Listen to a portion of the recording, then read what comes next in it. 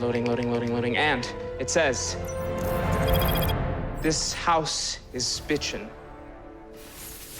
Hey everybody, it's Charlie. This house is bitchin', so we finally got all the answers we needed and a really big teaser for Season 5. So we'll break everything down. There were a bunch of comic book Easter eggs and a couple of changes, especially to who Mystery Girl wound up being. So careful for spoilers if you haven't seen the episode yet. And there is a new round of the Flash Ring giveaway. All you have to do to enter is be a subscriber and leave a comment on the video.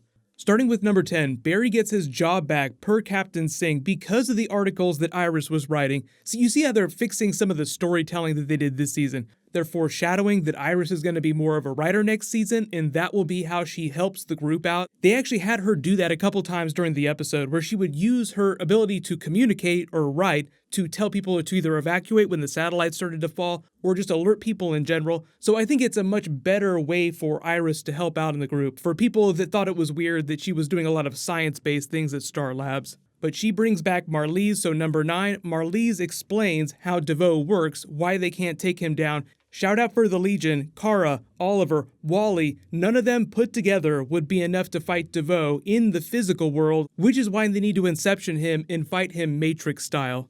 So number 8, Barry goes into DeVoe's mind using a version of the comic book Thinker twist, like he puts the thinking cap on, you see the wire sticking out of his head. It's right out of that Jeff Johns comic book, but you see why now it was so important that Cecile be able to read minds, because they were building towards this twist. They use her, the neural inhibitor from earlier this season, to Trojan horse Barry's consciousness into DeVoe's mind. So it felt like they kind of earned that Cecile ability. There were a couple times this season when people wondered what the side effects of her having special powers would be, like, is her baby going to be a meta? But I think they did a pretty good job when they started to examine the baby and they said that it was going to be totally normal, no traces of dark matter. So the departure from the comic book storyline is that during that, what he did was just have a giant Matrix battle with the Thinker, and then that was the end of it. It was more of a digital Matrix type story, so you can see why they went full Matrix Revolutions with the end of this story. But before we got to that, number 7, the Caitlin Season 5 teaser. So while they're all preparing for Cecile to give birth, she grabs Caitlin's arm and force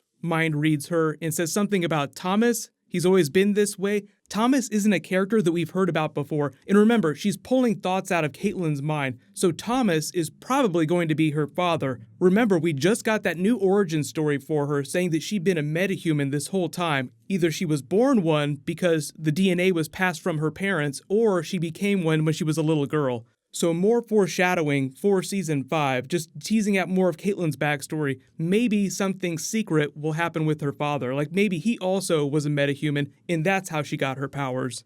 So remember the name Thomas, important person for Season 5.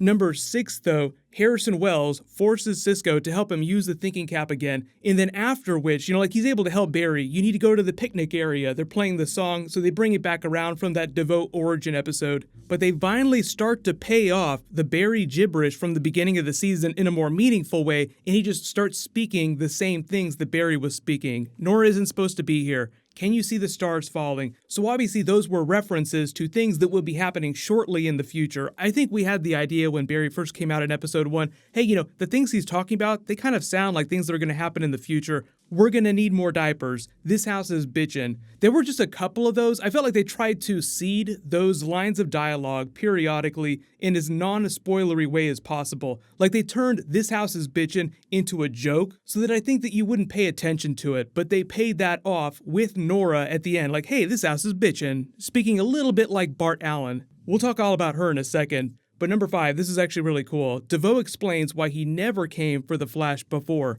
that he had predicted everything that was going to happen in the Flash's abilities were something that he did want, but he didn't need to go after the Flash because the Flash would come to him. One of the eventualities that he had predicted is that they would try to inception him, so all he needs to do to take Barry's power is to defeat him inside his mind space, the way that he defeated Ralph. So obviously, I don't think that anybody expected that DeVoe would defeat the Flash, but you can imagine how bad things would be if he had access to all of space-time in the Speed Force itself.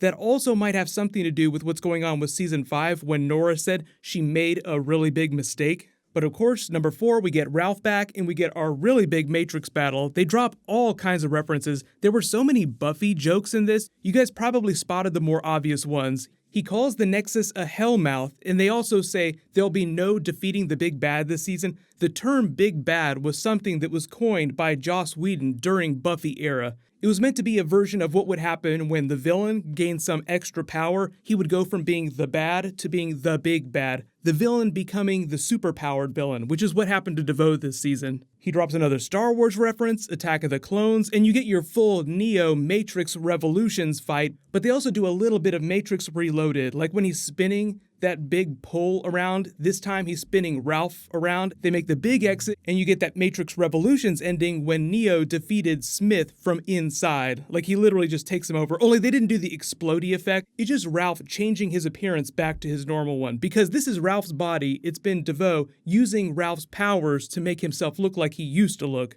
But you may have noticed that there were a couple times during the episode that they kept referencing, "We defeated you together." So it was all about them doing a version of, say, like the season 1 ending, when you have that big giant hole in the sky. And it was really Flash and the Firestorm solving the ultimate problem themselves. And really just Firestorm, if you want to be technical about it, because Ronnie sacrificed himself to close that wormhole. So you get your parallel for number 3, Barry supersonic punching the satellite. That's sort of a version of Ronnie dying during season 1. Barry was supposed to die, but we get the surprise that Nora winds time back, adds her Speed Force power to his, and they're able to take it down with their combined might. So it's sort of like a version of the season 1 ending, only a much happier ending because they worked together. Like, they want to give you that message, we did it together.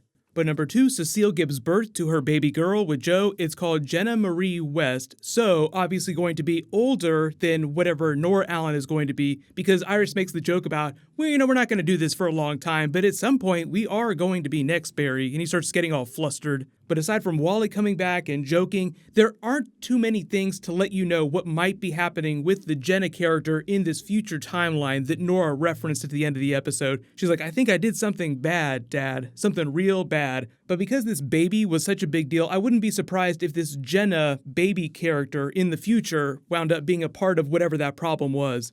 Harry goes back to Earth 2 to see Jesse Quick. They explain that he's more balanced now, like he's basically a normal person. Somebody who is kind of smart, but not genius level smart, but also has gained the people skills or become more in touch with his emotions, so he could just interact with people without being a total asshole now. So as far as I know, Tom Cavanaugh is coming back this season. I assume it's going to be this version of the character. They went so far to change his personality that it feels like it would be weird to then not bring him back and give you that version of Harrison Wells. So I'm assuming that this is what he's going to be like next season. But number 1, of course, that big bomb that they drop. So obviously there's all that language about Iris joking that they'll have children at some point in the future. Knock, knock, knock on the door. She's wearing a version of Iris's costume. It makes sense that they would give that to her. We don't know if she has a twin brother. We only know that there's her. So what they might be doing is just doing a combination of Bart Allen, because she's from the future. She speaks a lot like Bart Allen. This house is bitchin'. And she's wearing a version of the XS costume, like Iris did. This is actually the Photoshop that I did when that came out. Now, it didn't have the lightning bolt on it when Iris wore it,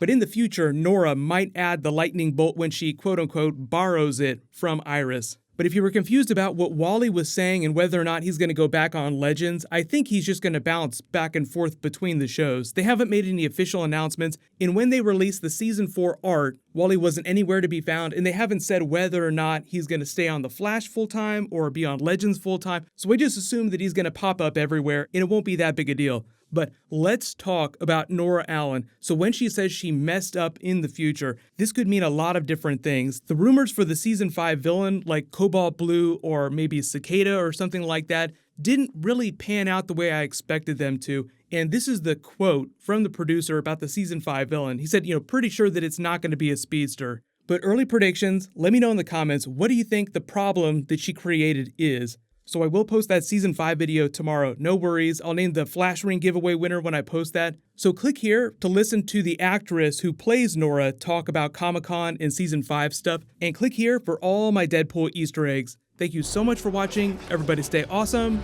This house is bitchin'.